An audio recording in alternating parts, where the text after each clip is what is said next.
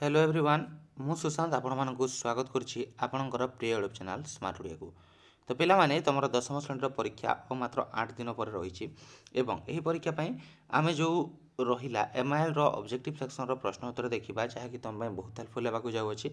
एवं देख पिलामाने यहाँ कौन ओरिजिनल प्रश्नपत्र नुह यह केवल तुम 20 तारिख होगा परीक्षा एक सैंपल सेट कहीपर जोटा कि तुम एग्जाम तुमको बहुत हेल्पफुल हम। तो चलो डेली वीडियो को स्टार्ट करवा ता पूर्व जदि चैनल नुआ अच्छे पिलाମାନେ चैनल को सब्सक्राइब करदेव और पाखे बेल आइकन को प्रेस कर ऑल बटन क्लिक करके रखिब जहाँफल जेकोसी नुआ वीडियो आम चैनल अपलोड हो सर्वप्रथमे तुम तार वीडियो नोटिफिकेशन टी पाइपर एवं समस्त प्रश्न उत्तर देवाक निहाती चेष्टा कर।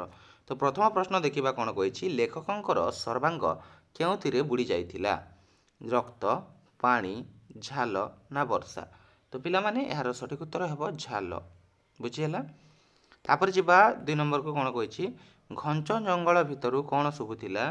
तो पिलाମାନେ यार शब्द है घोड़ार टापू शब्द ऑप्शन सी। 3 नंबर कही लेखक गंडी काठ को क्यों आनिले। तो पिलाମାନେ यार सठिक उत्तर है ऑप्शन डी ठेला गाड़ी। 4 नंबर को आसवा कौन कही प्रीति केतोटी पिलार माँ। तो पिलाମାନେ प्रीति 2टी पिलार माँ ऑप्शन बी। 5 नंबर पूरबी कହାର लेखागुड़ी को टिकिनिखि करी पढ़ती। तो पिलाମାନେ यार सठिक उत्तर है सुब्रतंकर। 6 नंबर बेबी पियूसी पाई कौन नहीं गला। तो पिलाମାନେ यार सठिक उत्तर है coffee option B. 7 number Ashok क्षुब्ध स्वर रे महामंत्री को कौन कही युद्ध शेष करने को ऑप्शन ए। 8 नंबर कोणार्क देउल तोला केते वर्ष धरी चली। तो पिलाମାନେ यार सठिक उत्तर है सी 12 वर्ष। 9 नंबर धर्मार बापा किए। तो पिलाମାନେ धर्मार बापा किए ना विशु महारणा ऑप्शन बी बुझीगला। तापर आसवा आमर 10 नंबर प्रश्न को 10 नंबर कौन कही अंगद चौधरी क्यों विषयर छात्र। तो यार सठिक उत्तर है इतिहास ऑप्शन सी। 11 नंबर देख कौन कही नारायण विवेकानंद को जन्म देवाई एंतुड़ी साल किए होइथिला। तो पिलाମାନେ यार सठिक उत्तर है ए दक्षिणेश्वर। तापर आसवा 12 नंबर क्यों काव्यटी गंगाधर मेहरंकर कृति अटे। तो पिलाମାନେ यार सठिक उत्तर है सी पद्मिनी। 13 नंबर जन्मभूमि प्रबंधटी लोकंक क्यों पुस्तक उद्धृत लेखक क्यों पुस्तक उद्धृत ये प्रिंटिंग मिस्टेक अच्छी यहाँ है तुम पिलाମାନେ प्रबंध मानस ऑप्शन डी। 14 नंबर वैषयिक उन्नति और भोग कହାର आदर्श नथिला। तो पिलाମାନେ यार सठिक उत्तर है भारतीय सभ्यतार।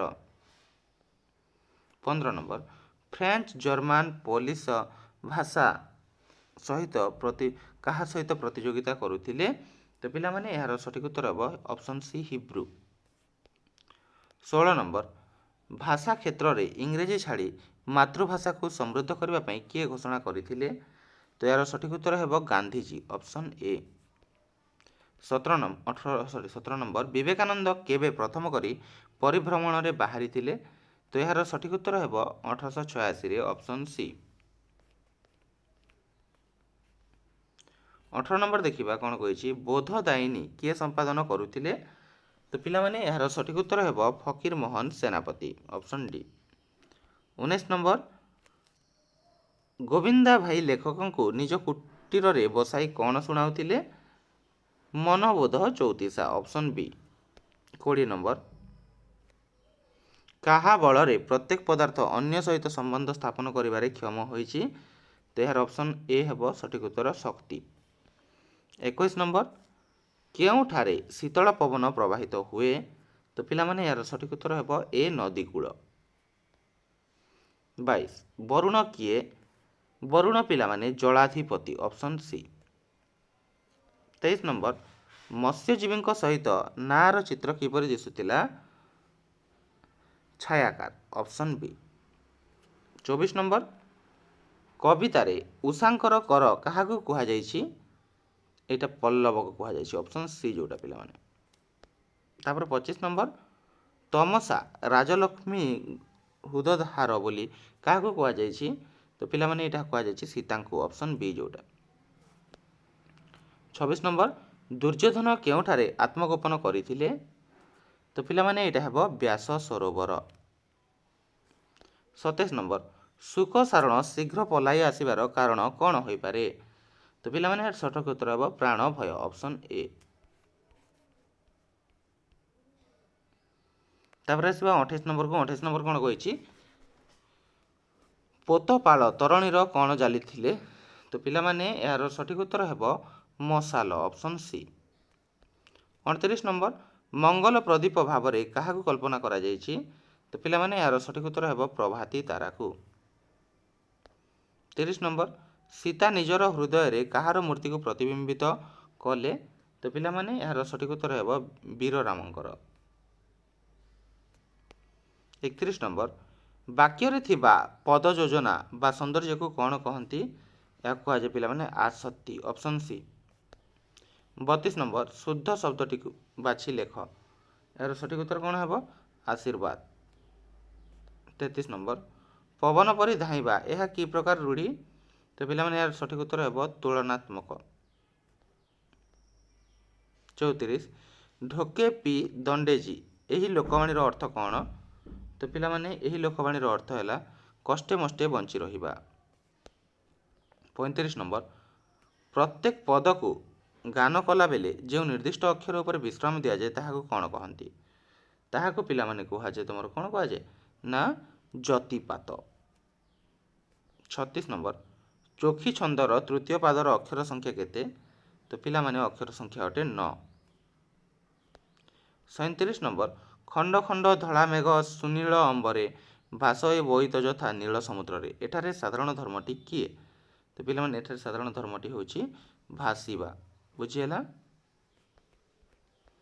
38 ନମ୍ବର ଟିକେ ଝାପ୍ସା ଦେଖାଯାଉଛି, ମୁଁ ପଢ଼ି ଦେଉଛି। ସମସ୍ତ ବାକ୍ୟର ସମାପିକା କ୍ରିୟାଯୁକ୍ତ ଅଂଶଟିକୁ କ'ଣ କୁହାଯାଏ? କ'ଣ କୁହାଯାଏ ପିଲାମାନେ? ଏହାକୁ କୁହାଯାଏ ପିଲାମାନେ ଖଣ୍ଡ ବାକ୍ୟ, ଅପସନ୍ ସି।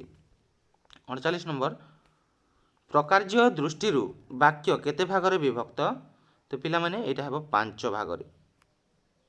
40 ନମ୍ବର ବିଜୟ କଲିକତା ଯିବ ଏହା କେଉଁ ବାଚ୍ୟର ଉଦାହରଣ? ତ ପିଲାମାନେ ଏହା ଅଟେ ତୁମର କର୍ତ୍ତୃବାଚ୍ୟର ଉଦାହରଣ। 41 ନମ୍ବର ନିମ୍ନଲିଖିତ କେଉଁଟି ଅଣତ୍ୱ ବିଧିର ନିୟମର ଅନ୍ତର୍ଭୁକ୍ତ ନୁହେଁ? ତ ପିଲାମାନେ ମଦନ ଅଣତ୍ୱ ବିଧିର ଅନ୍ତର୍ଭୁକ୍ତ ନୁହେଁ। ତାପରେ ରହିଲା 42 ନମ୍ବର ନିମ୍ନୋକ୍ତ ମଧ୍ୟରୁ କେଉଁଟି ଠିକ୍ ଶବ୍ଦ ଅଟେ? ତ ପିଲାମାନେ ଏହାର ସଠିକ୍ ଉତ୍ତର ହେବ ଆନୁଷଙ୍ଗିକ, ଯେଉଁଟାକି ଅପସନ୍ ବିରେ ଅଛି। 43 ନମ୍ବର ସୁବିଧା ଦେବା ଏହାର ଅର୍ଥ ପ୍ରକାଶ କରୁଥିବା ରୂଢ଼ିଟିକୁ ବାଛ। ତ ପିଲାମାନେ ଏହାର ଯେଉଁଟା ହେବ ଅପସନ୍ ସି ମୁହଁ ଦେବା। 44 ନମ୍ବର ଦେଖିବା କ'ଣ କହିଛି? ଅତି ସାମାନ୍ୟ ଏହି ଅର୍ଥ ବୁଝାଉଥିବା ଲୋକବାଣୀଟି କ'ଣ? ତ ପିଲାମାନେ ଏହାର ଲୋକବାଣୀଟି ହେଲା କେଉଁ ଗାଈର ଗୋବର। ତାପରେ ଆସିବା ନେକ୍ସଟ ପ୍ରଶ୍ନକୁ। 45 ନମ୍ବର ବିଭାସ କେଦାର ଛନ୍ଦଟି କେତେ ପାଦ ବିଶିଷ୍ଟ? ତ ପିଲାମାନେ ଏଇଟା ତୁମର 2 ପାଦ ବିଶିଷ୍ଟ, ଅପସନ୍ ଏ। 46 ନମ୍ବର ଭିନ୍ନାର୍ଥ ବୋଧକ ଏକା ପ୍ରକାରର ଶବ୍ଦର ବାରମ୍ବାର ଆବୃତ୍ତିକୁ କେଉଁ ଅଲଙ୍କାର କୁହାଯାଏ? ଏହାକୁ କୁହାଯାଏ ପିଲାମାନେ ଯମକ ଅଲଙ୍କାର, ଯେଉଁଟାକି ଅପସନ୍ ସିରେ ଅଛି। ତାପରେ ଆସିବା 47 ନମ୍ବରକୁ। ଶ୍ଲେଷ ଅଳଙ୍କାର କେତେ ଭାଗରେ ବିଭକ୍ତ? ତ ପିଲାମାନେ ଶ୍ଲେଷ ଅଲଙ୍କାର ତୁମର 3 ଭାଗରେ ବିଭକ୍ତ, ଅପସନ୍ ସି। 48 ନମ୍ବର କ୍ରିୟାପଦ ବାକ୍ୟରେ କେଉଁଠି ବସେ? କ୍ରିୟାପଦ ବାକ୍ୟର ଶେଷରେ ବସେ ପିଲାମାନେ। 49 ନମ୍ବର ନମିତାକୁ ତାଙ୍କ ଘର ଲୋକ ଭଲ ପାଆନ୍ତି ଗଠନାତ୍ମକ ରୂପ ଦୃଷ୍ଟିରୁ ଏହା କେଉଁ ପ୍ରକାରର ବାକ୍ୟ? ତ ପିଲାମାନେ ଏଇଟା ସରଳ ବାକ୍ୟ, ଏଇଟା ହେଲା ତୁମର କ'ଣ? ସରଳ ବାକ୍ୟ। 50 ନମ୍ବର ଗିରିପଥ ଭାବରେ ଖାଇବର ସବୁଠୁ ଲମ୍ବା ସଂକ୍ଷେପରେ ପ୍ରକାଶ କଲେ କ'ଣ ହେବ? ତ ପିଲାମାନେ ଏହାର ସଠିକ୍ ଉତ୍ତର ହେବ ଖାଇବାର ଲମ୍ବତମ ଗିରିପଥ। बुझीगला।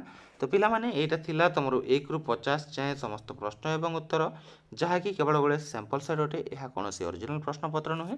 जो पिलामाने प्रैक्टिस में देखा चाहते से प्रश्न एवं उत्तर थिला।